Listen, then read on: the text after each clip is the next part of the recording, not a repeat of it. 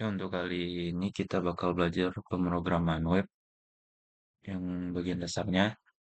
Yang pertama kita harus pahami dulu konsep dasar dari pemrograman web.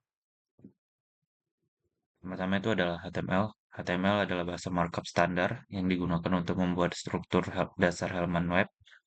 HTML bertanggung jawab untuk mendefinisikan halaman-halaman seperti teks, gambar, video, link, dan lainnya yang akan ditampilkan di browser. Fungsi utamanya itu adalah menyusun kerangka atau struktur dari sebuah halaman web, memberi tulang pada website dengan menggunakan tag-tag tertentu seperti H1, P, A, image, dan lain-lain. Menentukan konten, diatur, dan disusun secara logis. Jadi perlu digarisbawahi kalau HTML ini bukan bahasa pemrograman tapi bahasa markup. HTML dan CSS itu bahasa markup. Yang kedua, CSS. CSS adalah bahasa yang digunakan untuk mengatur tampilan visual atau desain dari elemen-elemen HTML. Dengan CSS, kita dapat mengubah warna, ukuran, font, layout, margin, padding, dan banyak lainnya. Fungsi utamanya itu mengontrol tampilan visual dari elemen-elemen HTML, memisahkan antara konten HTML dan presentasi desain sehingga memudahkan pengolahan kode. Yang terakhir itu membuat website responsif agar dapat beradaptasi dengan berbagai ukuran layar. Yang ketiga itu ada JavaScript. JavaScript adalah bahasa pemrograman yang digunakan untuk menambahkan interaktivitas ke halaman web. Dengan JavaScript, Anda bisa membuat halaman web menjadi dinamis, seperti animasi, validasi form, manipulasi DOM, dan bahkan mengambil data dari server tanpa perlu merefresh halaman.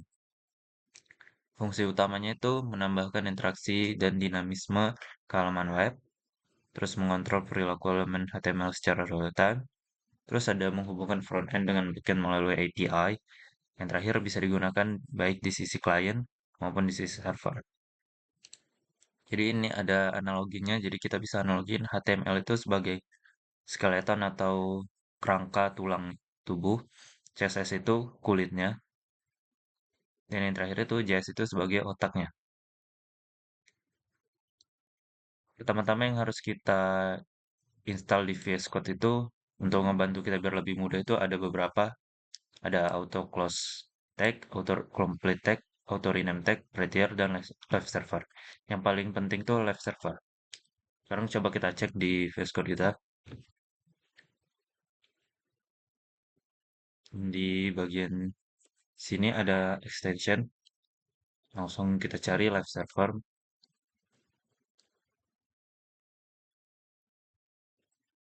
Nih, kalau belum keinstall, diinstal dulu. Sama macam yang lain, macam Prettier. Nih, sama yang lain. Auto close tag, auto complete tag, sama auto rename tag. Yang paling penting tadi live server.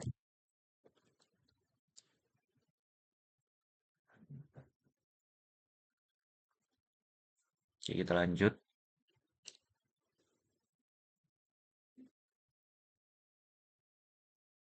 Pertama kita bakal ngebuat HTML sederhana. Untuk ngebuat project baru kita bisa dari File Explorer, kita pilih tempat lokasi project kita. Misal di sini kita buat di project 2025 vanilla, baru kita buat di sini satu folder belajar web dasar. Terus kita buka, kita klik kanan, show more option. Jadi di sini ada open with code. Jadi dia bakal kebuka langsung di folder yang baru kita buat. Kalau misal ini nggak ada, kita bisa open folder aja dari sini. Open folder, baru kita pilih. Yang pertama kita buat HTML.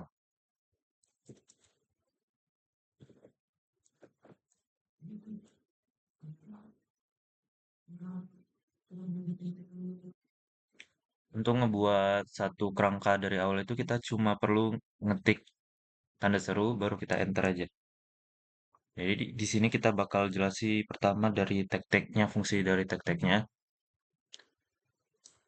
Yang paling penting dari web HTML itu, yang penting itu ada tag HTML, tag head, di mana tag head ini nanti fungsinya di tempat kita naruh-naruh link CDN, link-link yang untuk dependensi kita. Sedangkan kita ngodingnya itu di bagian body nanti. Jadi di sini adalah tempat kita ngoding.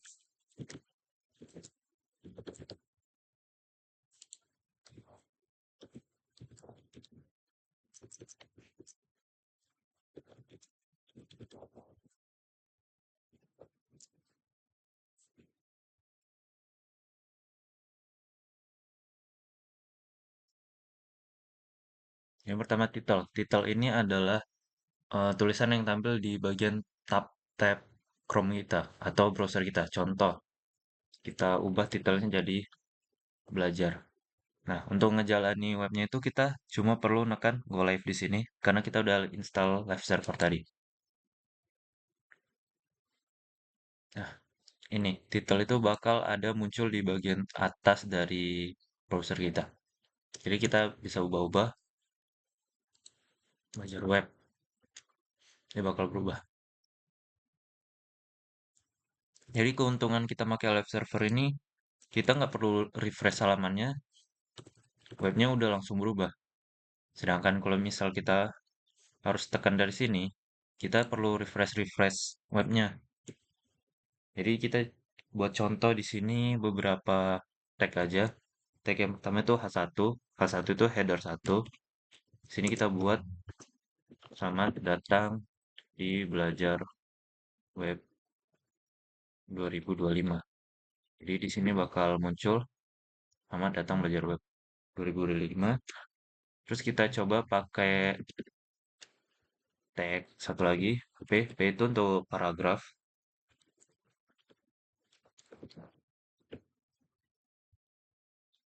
Ini adalah sebuah paragraf. Lanjut kita pakai tag, salah satu tag yang cukup banyak dipakai A, itu kepanjangan dari anchor. Jadi ini nantinya bakal jadi link yang kita klik untuk misal kita mau direct ke halaman lain atau ke website lain. Misal kita direct ke YouTube, kita tinggal masukkan aja link YouTube di sini. Misal www.youtube.com. Ini kalau kita klik dia bakal pindah ke www.youtube.com. Tapi nggak dapat, coba kita ambil. youtube.com, pindah di sini. Nah, terbalik, kita coba lagi. Nah, nggak bisa. Jadi tadi kurang HTTP. Nah, lanjut kita pakai tag BR. BR nggak usah, kita IMG. IMG ini tag fungsinya untuk memasukkan gambar. Jadi kita bisa naruh gambar lokal ataupun gambar yang ada online. Misal kita ambil di sini gambar monyet deh. Nih, kita tinggal klik kanan, kita copy aja image address-nya, baru kita masukkan di sini. Nah, fotonya itu bakal ada di sini. Terus fungsi alt ini apa? Alt ini fungsinya itu alternatif. Jadi kalau misal gambar kita ini gagal di load, dia bakal muncul. Misal kita buat di sini aja, alternatifnya itu gambar monyet. Jadi apabila link ini rusak atau terhapus gini, jadi yang dapat itu harusnya ada tulisan monyet di sini. IMG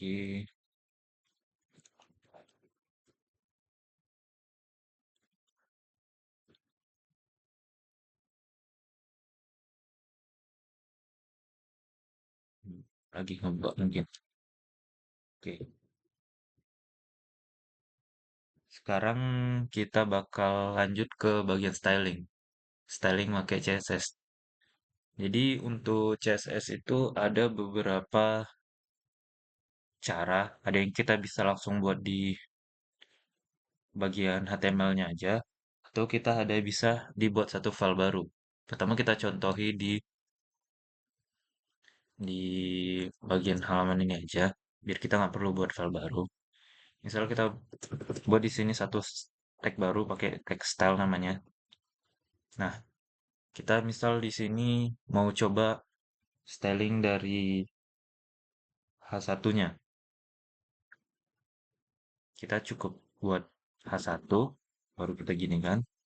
Kita kasih kurung kurawal, baru kita masukkan aja. Misal kita mau ubah warnanya jadi em, aqua. Jadi tulisan H1 ini bakal berubah jadi aqua. Kita mau buat dia ke tengah, kita cukup buat text align center. Dia bakal ke tengah.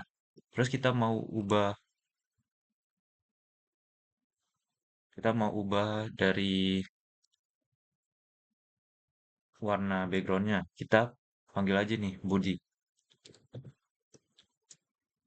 Body kita ubah background colornya misal jadi red. Nah, dia bakal berubah. Jadi untuk CSS itu sebetulnya kita cuma perlu em, tahu dasarnya. Jadi sisanya itu kita bisa cari-cari tahu di pakai AI atau apa. Jadi kita nggak perlu hafal semua background untuk apa, text align center untuk apa. Cuma perlu tahu dasarnya aja. Jadi kita coba, ini kan tadi di dalam satu kode file. Sekarang kita coba untuk buat di file terpisah. Jadi caranya itu kita buat di sini satu file yang namanya itu bebas, tapi biasa kita buat style.css. Nah, kita pindahkan ini, akan di next ini. Nah, tapi di sini dia nggak bakal langsung berubah. Jadi pertama kita perlu hubungi HTML-nya sama CSS tadi, di mana di sini di tempat kita meletakkan CDN atau link. Jadi kita cukup ketik link. Nah, di sini ada beberapa pilihan nanti Atom, CSS, favicon, import, manifest, banyak deh. Kita pilih ini, jadi langsung ke pilih. Nah, nanti dia bakal langsung kehubung. Betulnya untuk bagian dari CSS itu gampang, cuma kita perlu perbanyak latihan aja biar terbiasa. Yang susah dari web itu nanti di bagian JavaScript-nya. Jadi untuk video part pertama itu sampai sini aja HTML sama CSS. Nanti di part 2 kita buat JavaScript-nya itu terpisah biar bisa lebih fokus.